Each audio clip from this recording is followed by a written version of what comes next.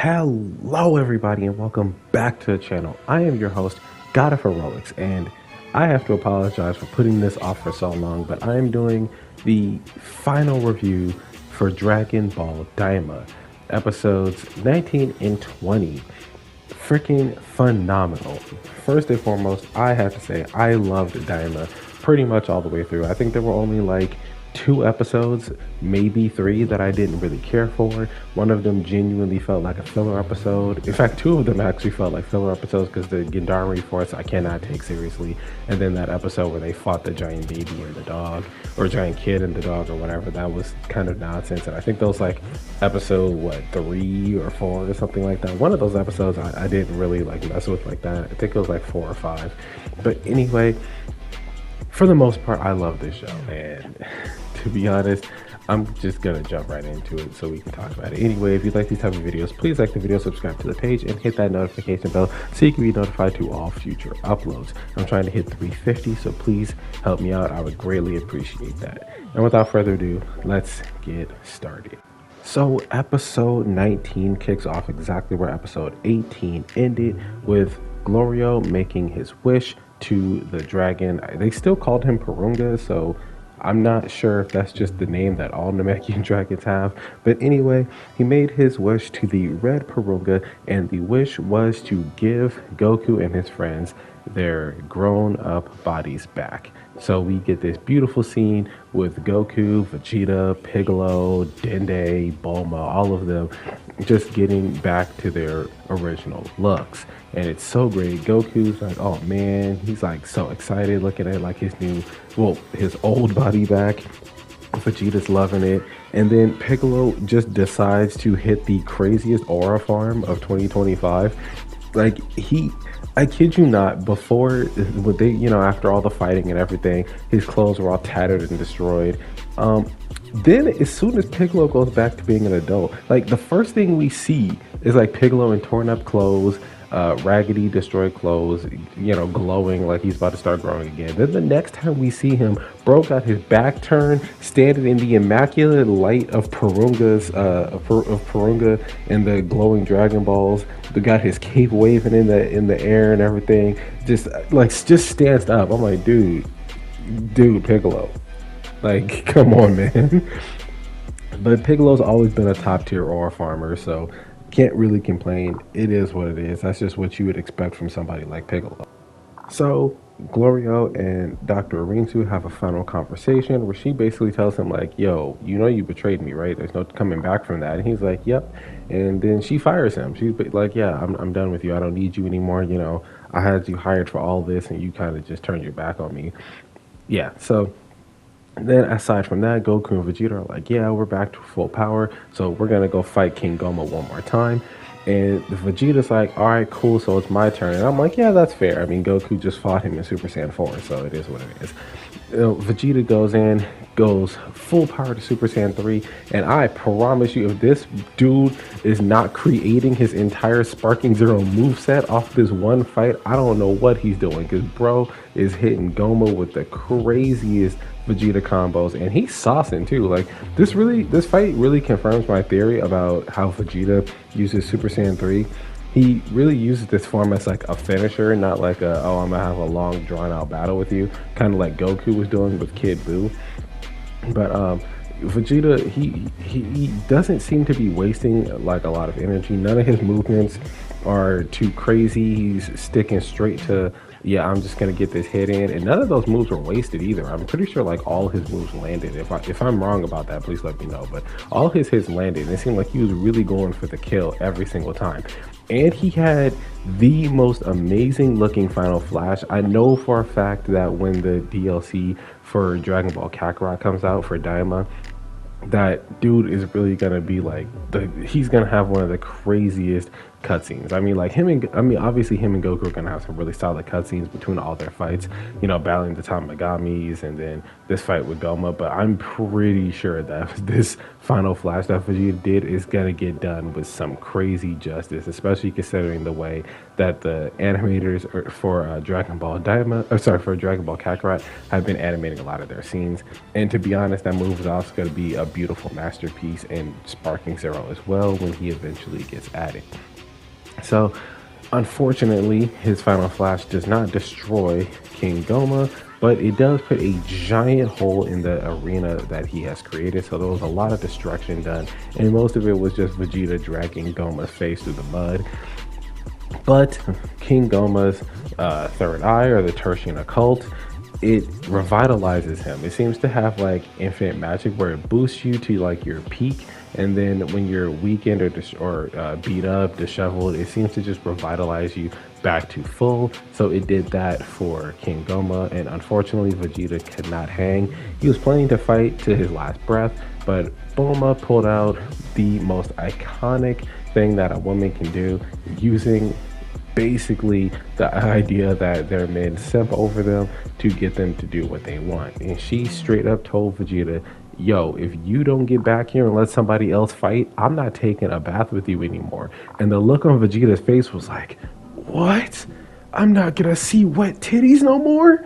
And yeah, me too, Vegeta. Like that's not something you threaten me with. Don't do that. So in the same fashion that I would, he comes back and immediately is just like, yeah, Goku, you can go ahead and fight. Which, yeah, like understandable. I'm right there with you. I'm not even kidding. This is the most relatable Vegeta has ever been in all of Dragon Ball to me, because like I like titties, bro. Like it just is what it is. And he's just pretty open about it too. Like there's no weird like hiding it. Like when Hypus was like, oh, you just like when she has big boobs, he didn't say no. And then when she's like, I won't take a bath with you, he comes back immediately. He doesn't even argue with it. He's not even like, no, woman, don't say that, don't blah blah blah blah. No, he just goes with it like, yeah, whatever. And then Goku shows up and does some extremely impressive shit. First of all, does a really cool callback. He shows up to Goma and he's like, all right, I'm about to flex. Oh, but real quick, before he flexes, Dr. Arinsu is trying to figure out how to remove the third eye from King Goma's head. And Majin Ku goes and grabs the almanac, and he actually flips to the page relatively faster than she could have. And basically, you're supposed to hit the back of the person's head 3 times. Apparently, that's how the old king, Abra, who's Deborah's dad, used to take it out. And now they know. So she basically tells Goku and his group, like, yo, you got to hit him in the back of the head 3 times to take it out, and then he won't be nearly as powerful anymore. And they're like, all right, cool. So Goku's like, I'm gonna fight him, and when there's an opening, I want you guys to sneak him. So Goku goes up, and this is where the craziest callback comes in. He goes up to King Goma, he powers up, he's like, this is Super Saiyan. And then he powers up some more. This is Super Saiyan 2. And then he powers up one more time, and it's like, and this is Super Saiyan 3. And Goma's like, yeah, you're just changing, making, doing more transformations. I've seen them all already. And then Goku's like, one more bonus. And he's,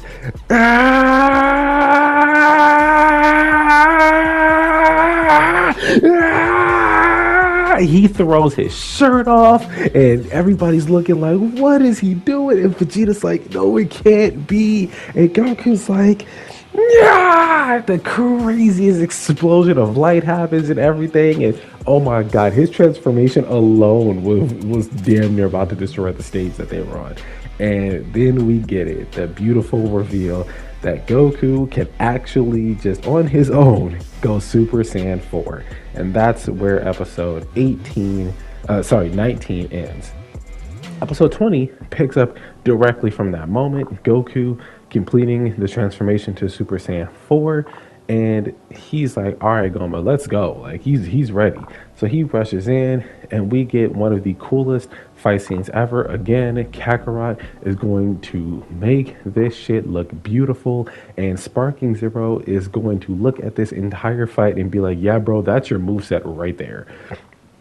So crazy fight goes on. Goku is no diffing the hell out of him. Like I know I said Vegeta was fighting like with no wasted moves or nothing. Goku's doing that thing that Goku does, where if he's clearly more powerful than you, he just does the most disrespectful shit. So he's absolutely wiping the floor with Goma. And it gets to a point where it looks like, this is the chance.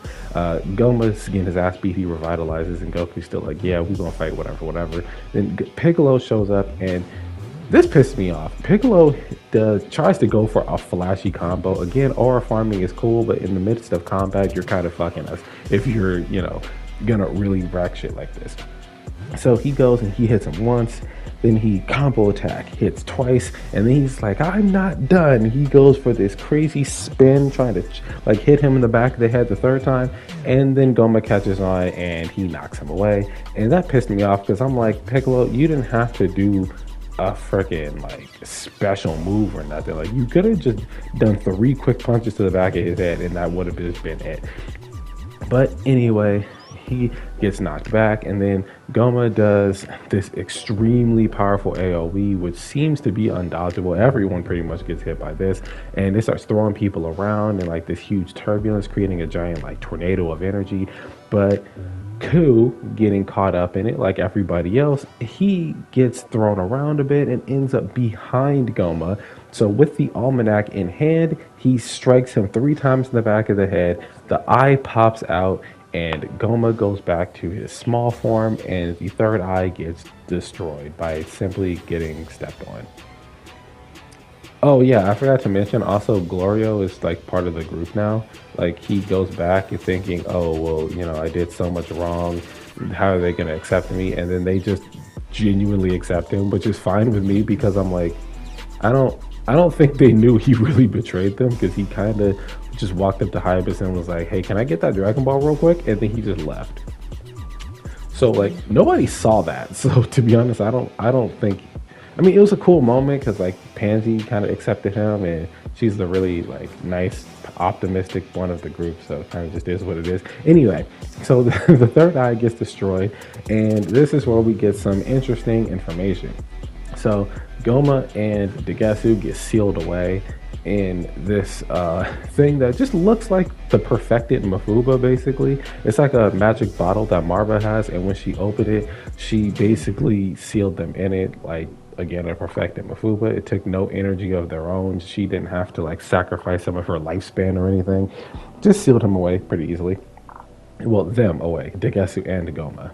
So then they're like, all right, well, who's going to be the next Demon King? And I think it was Glorio who suggested that it be Dr. Arinsu. And he's like, you were pretty much like his second in command or whatever. But then I think it's Nefa who was like, hey, the one who defeated the Demon King should be the one to take the title of Demon King. Because apparently the idea of passing it down to just the next in charge, or the next suitable one in charge, is just something that happens if the king dies through other means, like Deborah getting killed in the outer world, or maybe like if they just step down or whatever. But when you defeat the Demon King, like Deborah killed his father, then you just seize the throne. And the one who defeated King Goma technically was Majin Ku, because he's the one that knocked the third eye out of his head. So Ku is the new Demon King. And then I get this small little detail that I guess I just didn't really pay attention to. But when he's named the Demon King, he just uses magic to create the cape that Goma and Deborah had. And yeah, I didn't notice that the cape was like the symbol of being the Demon King. Like Deborah had it, Goma had it, even in the flashback, Abra had it, but I didn't really pay much attention to it. I just assumed it was just like, they just had a cape. But yeah, no, I guess this is just like the Demon King's cape. And Ku shows how really good at politics he is and how good he is at reading people. He starts assigning roles, and it's so great. It's so good. He's just like, he tells Dr. Arinsu like what her role is. I think she's gonna be like his right-hand man. He gives Majin Du a role, his brother. He gives a bunch of people like minister rights. I think Glorio became a minister. King Caden is a minister. Neva was a minister, if I remember correctly. He was just like he was explaining it too. Like he was talking about like who they are as people and why it makes sense for them to be in that role. And he was kind of cooking. He was definitely cooking. So he's definitely the Demon King now, which is great. And it seems like everything's going to be well. He said he's going to make it scary, but it's like, like Demon Realm should be, but it's going to be fair. And yeah, I think he's doing a great job. He asked Goku and them, like, hey, if we never need saving, please come back. And Goku's like, yeah, sure, no problem. I mean, he doesn't mind. I mean, he blasted King Goma with a Kamehameha so hard that it flew through the first demon world to the second demon world to the third demon world. So, I mean, if anyone's going to come back and save the demon world, if the help is really needed, it's going to be Goku and his friends. I don't see why that would be an issue. And then after all that goes down, they start heading home, Goku and his group.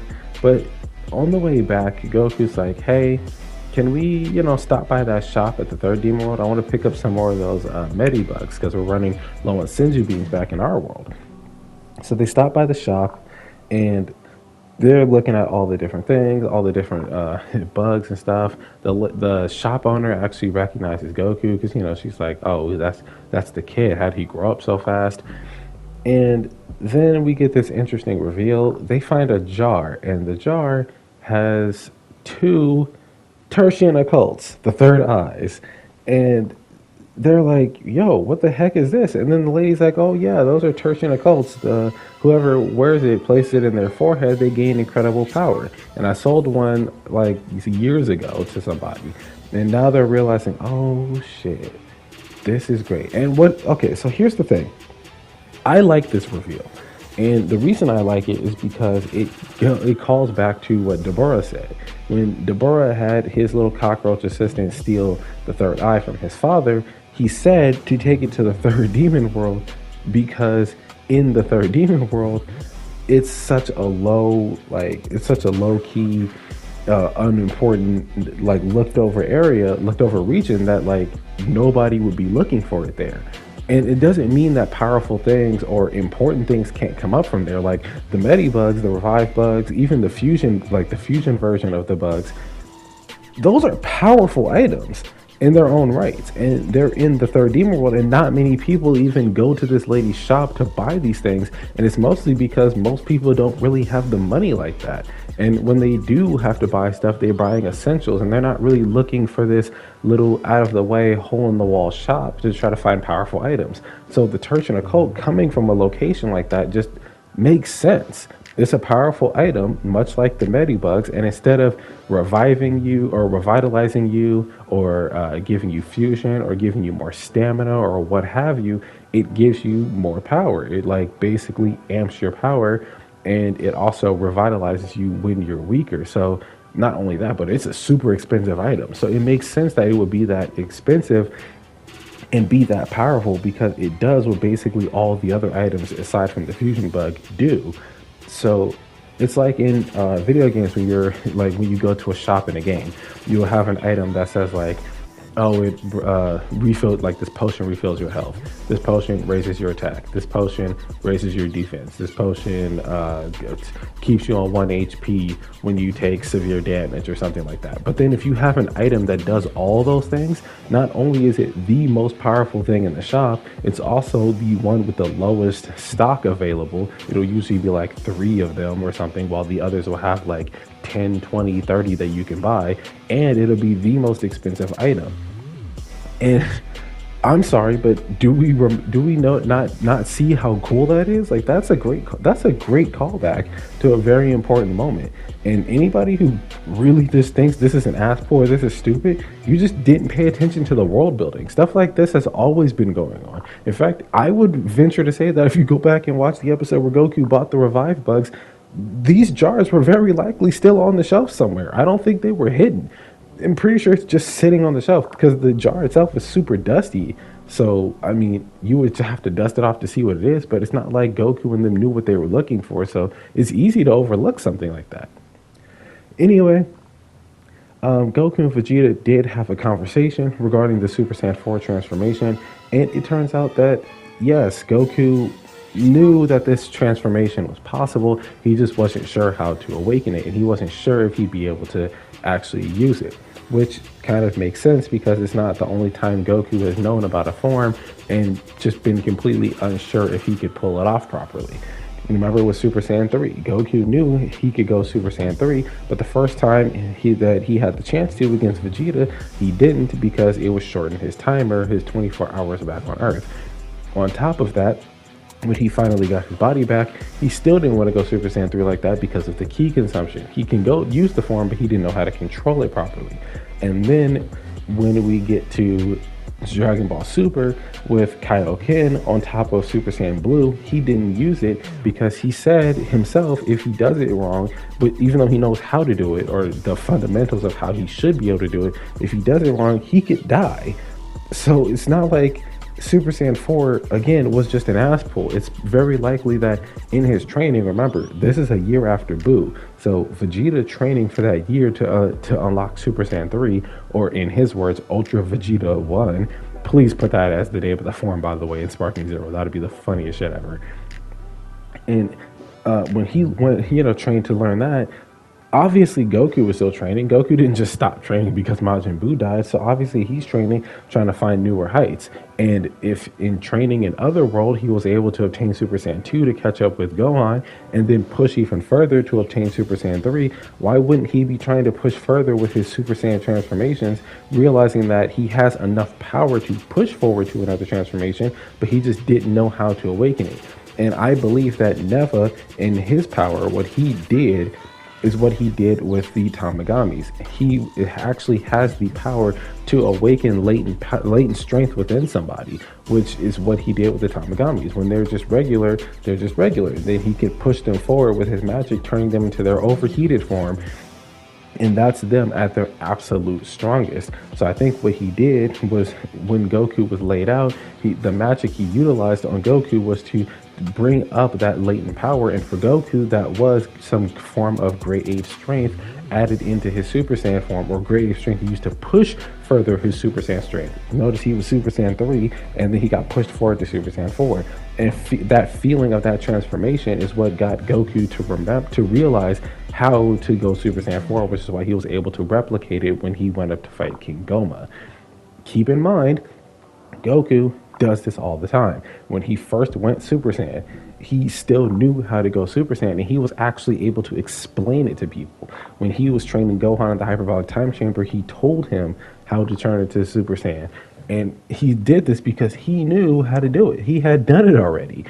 And he was able to explain it and teach it to other people, telling them, hey, when you go Super Saiyan, that feeling that you get, that rage bottled up inside you, that strength that you absolutely need to bring forward, that's what he was explaining. And it's the same again with Super Saiyan 4. I know I'm yapping a lot. This can probably be its own video. I'm sorry that I dragged this on this long, just yapping about why he can go Super Saiyan 4 and what Neva's magic is and all that stuff. But anyway, that's pretty much my review and my theory on how all of this works.